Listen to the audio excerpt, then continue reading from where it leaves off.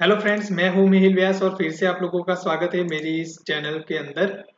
तो फ्रेंड्स, पिछले वीडियो के अंदर हम लोगों ने देख लिया कि हम लोगों ने अपेंड कैसे करवाया नए कंटेंट को एग्जिस्टिंग एलिमेंट के अंदर और उसमें नेविगेट कैसे होता है वो भी हमने देख लिया कि भाई एक नोड से या एक एलिमेंट से दूसरे एलिमेंट तक किस तरह से हम लोग जा सकते हैं। पेरेंट से चाइल्ड तक चाइल्ड नोड को एक्सेस करना और फिर उसी चाइल्ड को अगर रिमूव करना है तो हम लोग रिमूव चाइल्ड का जो मेथड है उसको कैसे हम लोग इस्तेमाल कर सकते हैं। आज का जो ये वीडियो होने वाला है फ्रेंड्स, वो इसलिए होने वाला है कि जो HTML के अंदर जो एलिमेंट्स होते हैं उनके अंदर कुछ एट्रीब्यूट्स होते हैं। जैसे कि हम लोगों ने अपेंड चाइल्ड के वक्त देखा था कि गेट एलिमेंट बाय आईडी जो मेथड है उससे हम लोग आईडी लेते थे। आईडी के बेस पे हम लोग उस एलिमेंट को एक्सेस करवा सकते थे। वैसे ही सेम हम क्लास का नेम लेते थे, तो जो आईडी या क्लास हम लोग देते थे वो एट्रीब्यूट होता था हमारे एलिमेंट का। तो फ्रेंड्स, अगर आप यहाँ पे पहली बार ये वीडियो अगर डायरेक्टली देखने के लिए आए हो तो आप जो HTML डॉम का जो शुरुआती जो वीडियो था वो आप जाके देख सकते हो। अलग से प्लेलिस्ट भी मैंने बनाई हुई है जावास्क्रिप्ट HTML डॉम की। तो अगर आप उसमें जाके वीडियोस देखोगे तो आपको समझ में आ जाएगा कि जो HTML है उसके एलिमेंट्स है उसमें जो प्रॉपर्टीज या जो एट्रीब्यूट्स हैं वो क्या है, उसका मैंने छोटा सा एक इंट्रोडक्शन वहां पे उस वीडियोस के अंदर मैंने दिया हुआ है। तो आप वहां पे जाके देख सकते हो। तो ये वीडियो आपको समझ में आ जाएगा अच्छे से। ठीक है, तो हम लोग स्टार्ट करते हैं। तो सबसे पहले हम लोग थोड़ा जो समरी है वो जान लेते हैं कि जो एलिमेंट्स होते हैं उनके एट्रीब्यूट क्या क्या और किस तरह से हम लोग सेट करते हैं नॉर्मल जो हमारा HTML है उसके अंदर। तो हमने यहाँ पे जो बनाया हुआ है ऑलरेडी HTML, उसमें क्या है कि ये div है और ID के अंदर मैंने my div लिखा हुआ है। यहाँ पे जो UL बनाया है उसके अंदर ID दिया है और लिस्ट डेमो इस तरह से दिया है। इस पैराग्राफ के अंदर भी ID है और ID का नाम पैराग्राफ है, और इस p टैग के अंदर भी क्लास का नाम लिया है और क्लास का नाम पैराग्राफ हमने रखा है। और बटन के अंदर भी हमने ID यहाँ पे इस तरह से रख दिया है। अब मैं यहाँ पे जाता हूँ। अब क्या करते हैं हम लोग, इस पर राइट क्लिक करके इंस्पेक्ट कर देते हैं। जैसे ही मैं इंस्पेक्ट करता हूँ तो देखो आपको div के अंदर ID my div दिखेगा। फिर यहाँ पे UL के अंदर भी उसका ID है वो दिख रहा है, p टैग के अंदर क्लास दिख रहा है, बटन के अंदर ID दिख रहा है। इस तरह से आपको सारे एलिमेंट्स के जो एट्रीब्यूट है या जो प्रॉपर्टी है वो आपको दिख रही है इंस्पेक्ट करोगे तब। ठीक है, अब जावास्क्रिप्ट के जो डॉम है, जो डॉम की मेथड्स है, वो हमें एक फीचर देती है कि आप नया एट्रीब्यूट ऐड करवा सकते हो या एग्जिस्टिंग जो एट्रीब्यूट है उसकी वैल्यू चेंज करवा सकते हो, या फिर आप जो है वो गेट करवा सकते हो एट्रीब्यूट की वैल्यू क्या है। तो उसके लिए डॉम जो होता है वो तीन मेथड हमको देता है। यहाँ पे हम लोग लिखते हैं कि डॉम के एट्रीब्यूट्स जो है, मतलब डॉम के नहीं है, HTML के एट्रीब्यूट के लिए क्या क्या फंक्शनलिटी जो फीचर्स है वो फीचर्स डॉम कैसे हमें प्रोवाइड करता है उसके बारे में। तो सबसे पहले आता है गेट एट्रीब्यूट, कि किसी भी HTML के एलिमेंट से अगर आपको एट्रीब्यूट चाहिए तो वो आप कैसे ले सकते हो। फिर आता है सेट एट्रीब्यूट। ठीक है, जब एट्रीब्यूट होगा तभी हम लोग गेट कर पाएंगे, तो सेट एट्रीब्यूट। और तीसरा एक आता है हैज एट्रीब्यूट। ठीक है, अब आपको कहीं पे एक मेथड और दिखेगी कि set attribute node, get attribute node, ये सारी चीजें भी दिखेगी। तो जो एट्रीब्यूट नोड होता है, मतलब यहाँ पे मैं अगर ये लिखूँ कि गेट एट्रीब्यूट नोड, दोनों का काम है एक जैसा कि वो एग्जिस्टिंग लेंगे, लेकिन ये जो आपको आउटपुट देगा वो एक एरे के फॉर्म में या ऑब्जेक्ट के फॉर्म में वो आउटपुट देगा। और जो गेट एट्रीब्यूट और सेट एट्रीब्यूट, मतलब जो गेट एट्रीब्यूट है वो आपको सीधे सीधा टेक्स्ट फॉर्म के अंदर आउटपुट दे देंगे। ठीक है, तो इसके बारे में अभी जानने की जरूरत हमारी फिलहाल है नहीं, हमको इस तीन मेथड के ऊपर अभी के लिए फोकस करना है। और चौथी एक मेथड है जिसपे हम लोग फोकस करेंगे, वो है रिमूव एट्रीब्यूट। ठीक है, इन चार मेथड को हम लोग देखेंगे वन बाय वन कि कैसे वो वर्क करेंगे। सबसे पहले बात करते हैं गेट एट्रीब्यूट की। गेट एट्रीब्यूट जैसा उसका नाम है, गेट करवाने के लिए एट्रीब्यूट को। तो मान लीजिए कि आप कोई HTML कंटेंट पे काम कर रहे हो और जावास्क्रिप्ट के थ्रू आपके उस एलिमेंट के अंदर कौन सा एट्रीब्यूट पर्टिकुलर पड़ा है, उसकी वैल्यू क्या है वो जाननी है। ठीक है, जैसे कि यहाँ पे चलते हैं हमारे HTML के अंदर, तो मैंने यहाँ पे div लिया हुआ है, उसका आईडी है my div। ठीक है, तो मुझे ये जानना है कि भाई उसका जो आईडी है उसकी वैल्यू क्या है। तो कैसे जानोगे, तो यहाँ पे मैं लिख लेता हूँ, यहाँ पे div का एक ऑब्जेक्ट बना देता हूँ मैं। ठीक है, और यहाँ पे ऑब्जेक्ट बनाने के बाद मैं लिखूंगा कि डॉक्यूमेंट, अरे यार सॉरी, डॉक्यूमेंट डॉट, मैं यहाँ पे लिख देता हूँ गेट एलिमेंट बाय आईडी, और यहाँ पे मैं लिख देता हूँ सपोज माय div। मैंने यहाँ पे इस तरह से कुछ बना दिया, ठीक है, कि जहाँ पे मुझे उसका कुछ एट्रीब्यूट क्या है वो अगर मुझे मिलना है चाहिए, ठीक है, तो उसके हिसाब से मैंने यहाँ पे एक मेथड ली। अब ये ऑब्जेक्ट हो गया मेरे लिए।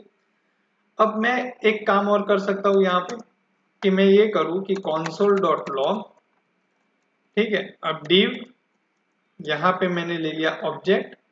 अब डॉट करके मैं ये लिखता हूँ कि गेट एट्रीब्यूट, इस मेथड का मैंने इस्तेमाल कर दिया। अब सिर्फ इतना लिखता हूँ, अगर मैं रिफ्रेश करता हूँ कंसोल में तो मुझे आउटपुट में क्या मिलेगा, एरर मिलेगी। क्यों? क्योंकि जब गेट एट्रीब्यूट का इस्तेमाल करोगे तो यहाँ पे एक पैरामीटर आएगा, उस पैरामीटर के अंदर क्या आएगा, आपको कौन से एट्रीब्यूट की वैल्यू चाहिए। मैंने यहाँ पे लिख दिया आईडी। अब जाके यहाँ पे रिफ्रेश किया तो मुझे यहाँ पे मिल गया माईडी, कि उसकी आईडी की वैल्यू क्या थी।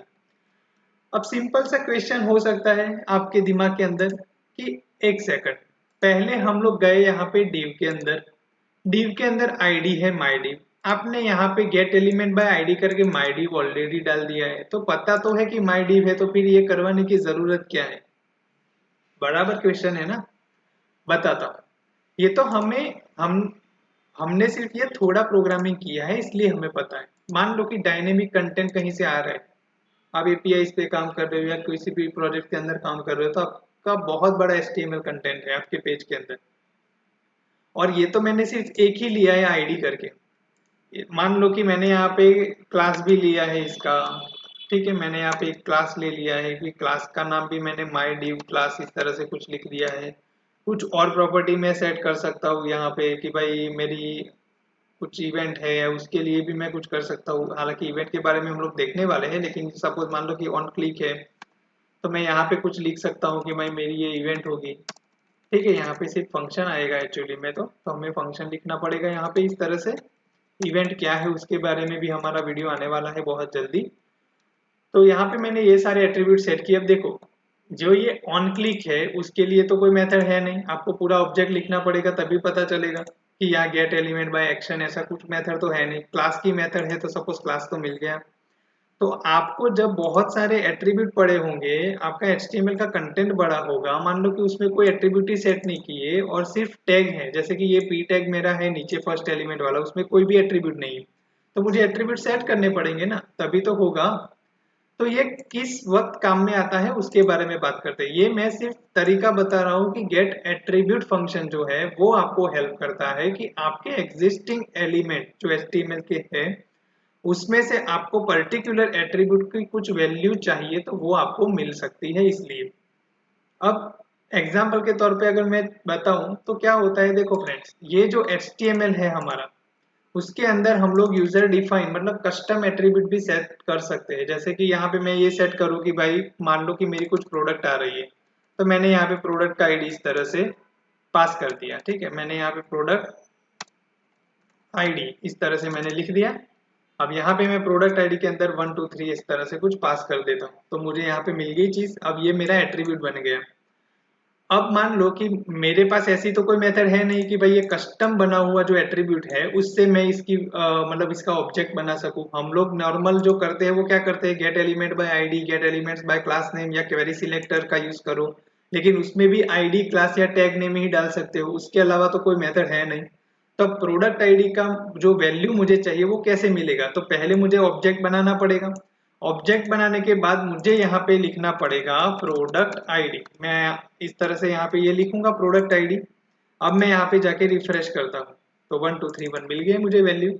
तो अब आप कंडीशन लगा सकते हो इसके बेस पे कि मान लो कि अगर मुझे प्रोडक्ट आईडी मिल गई तो मैं यहाँ पे लिख सकता हूँ कि इफ अगर ये मेरी कंडीशन सेटिस्फाइड है तो मुझे कुछ अलग से हमारा लॉजिक यहाँ पे कुछ करना है, अगर नहीं है तो एल्स में लेके जाओ। आप ये चीज आप कर सकते हो, ठीक है। तब जाके आपका ये गेट एट्रीब्यूट काम में आता है। जब आपको पता नहीं है, आप श्योर नहीं हो कि भाई आपका वो एट्रीब्यूट आ रहा है कि नहीं आ रहा है, उस केस के अंदर आप गेट एट्रीब्यूट करके उस एट्रीब्यूट को ले सकते हो। अब देखो, जहां यहां से मैं प्रोडक्ट आईडी जो है उसको हटा देता हूं, ठीक है, और अभी भी यहाँ पे प्रोडक्ट आईडी पड़ा हुआ है।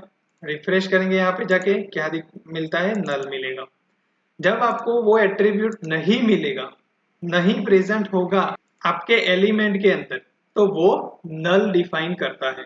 ठीक है, तो नल डिफाइन करेगा तो आप कंडीशन नहीं लिख सकते यहाँ पे कि इफ मेरा जो ये चीज है div ऑब्जेक्ट वाला गेट एट्रीब्यूट जो है, अगर वो यहाँ पे नल मुझे मिला, ठीक है, तो मुझे कुछ भी नहीं करना। अगर नल नहीं मिलता है तो मुझे कुछ करना है।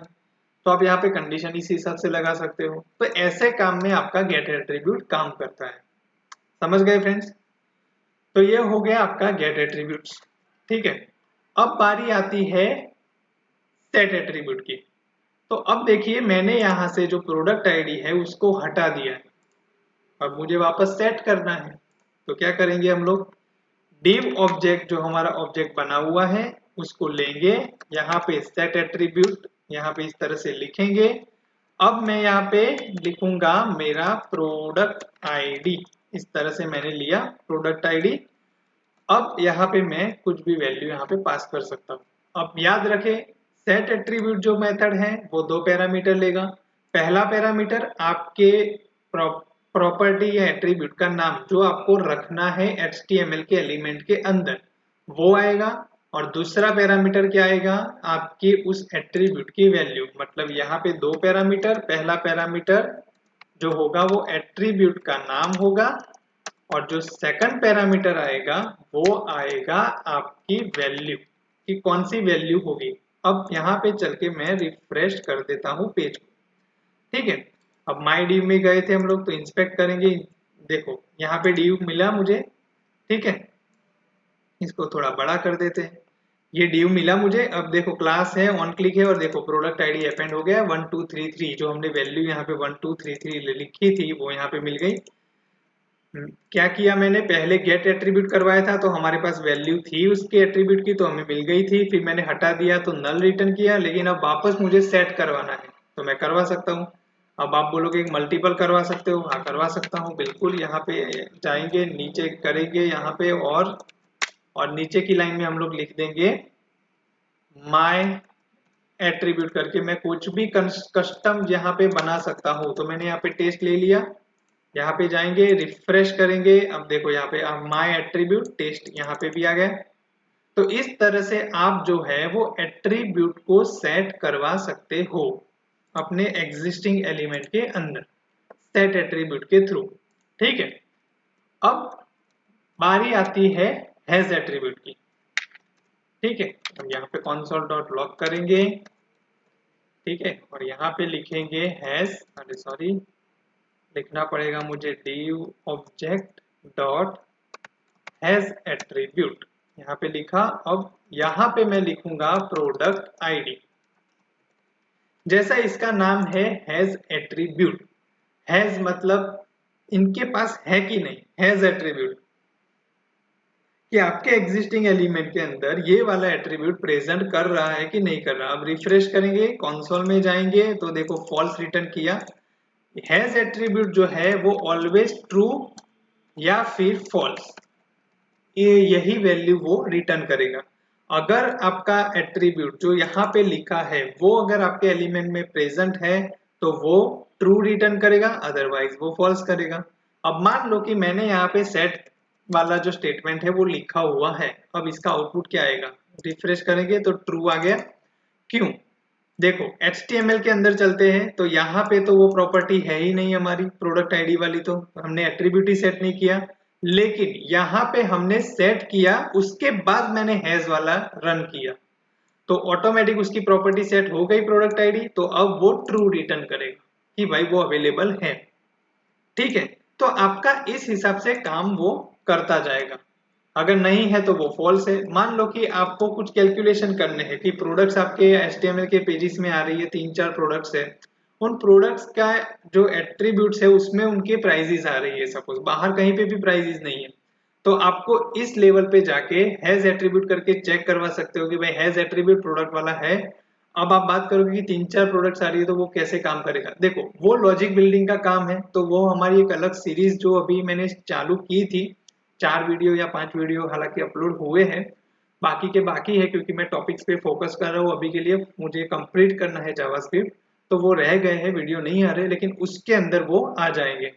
तो अगर हो सकता है तो आप सब्सक्राइब कर लेना अगर मेरा कंटेंट आपको अच्छा लगता है, तो आपको वो लॉजिक बिल्डिंग के जब नई वीडियो आएगी तो आपको नोटिफिकेशन भी मिलती रहेगी। ठीक है, चलिए बात करते हैं रिमूव करवाने के लिए कि रिमूव कैसे करवाओगे अब आप। तो यहां पे मैं चलता हूं div ऑब्जेक्ट डॉट, अब मैंने यहाँ पे लिख दिया रिमूव एट्रीब्यूट मेथड।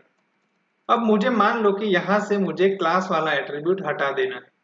रिफ्रेश करेंगे, चलिए इंस्पेक्ट एलिमेंट्स में जाएंगे, यहाँ पे देखो ये जो div मुझे मिल रहा है HTML के अंदर उसमें से क्लास का एट्रीब्यूट हट गया। हमारे यहाँ पे जो प्रोग्रामिंग है उसमें क्लास का एट्रीब्यूट है, लेकिन जब ब्राउजर में जाओगे तो वहां पे वो आपको नहीं दिखेगा। ठीक है, तो ये 4 मेथड है जहां से आप HTML के एलिमेंट जो है उनको सेट करवा सकते हो, गेट करवा सकते हो, चेक करवा सकते हो हैज एट्रीब्यूट से कि अवेलेबल है कि नहीं, और रिमूव करवा सकते हो। तो देखो ये भी लॉजिक बन सकता है कि आपको चेक करना है कि अगर ये एट्रीब्यूट है हैज एट्रीब्यूट, अगर वो ट्रू मिलता है तो उसको रिमूव करना है, नहीं मिल रहा है तो उसको सेट भी करना है, ये भी हो सकता है एक लॉजिक। ठीक है, तो इस तरह से आपका प्रोग्रामिंग जो है वो चलेगा और आपका लॉजिक बिल्डिंग भी होता रहेगा। ओके फ्रेंड्स, तो अब मिलेंगे अगले वीडियो के अंदर जो हम देखने वाले हैं कि देखो ये तो बात हो गई एट्रीब्यूट की। अब इसी से चल के हम लोग स्टाइल भी बदल सकते हैं हमारे एग्जिस्टिंग एलिमेंट्स की। मतलब मान लो कि CSS की कुछ प्रॉपर्टीज है, वो भी तो एट्रीब्यूट हुए CSS के, तो वो भी हम लोग मॉडिफाई कर सकते हैं। तो नेक्स्ट वीडियो में हम लोग वो देखेंगे कि किस तरह से CSS की प्रॉपर्टी हम लोग चेंज करवा सकते हैं डॉम के थ्रू। ठीक है, तो मिलेंगे नेक्स्ट वीडियो के अंदर। Thanks for watching this video, take care and bye bye.